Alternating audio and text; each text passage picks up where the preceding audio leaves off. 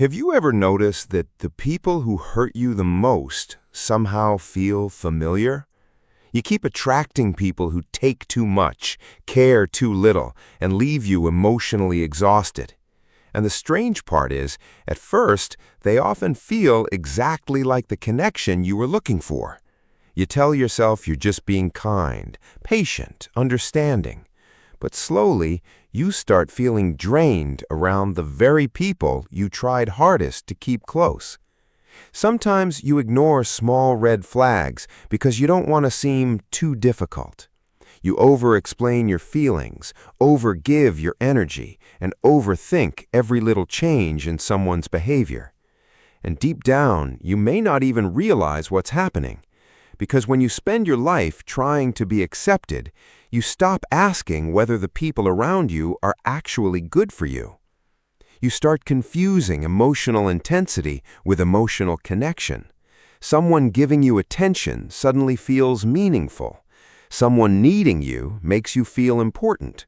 And without noticing it, you become easy to emotionally manipulate.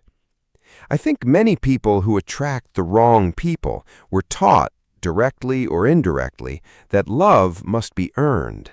So they become hyper-aware of others' moods, constantly adjusting themselves to avoid rejection. And psychologically, unhealthy people are often drawn to those who struggle with boundaries, not because you're weak, but because you're available in ways that slowly cost you your peace. The hardest part is this.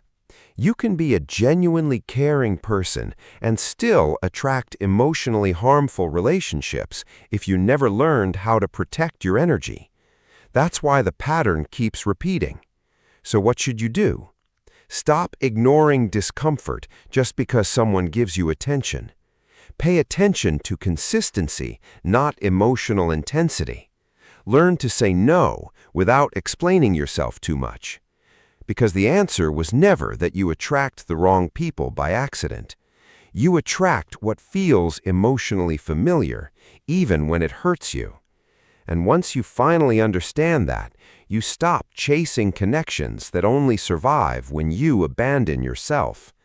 Because real connection should feel safe, not emotionally exhausting.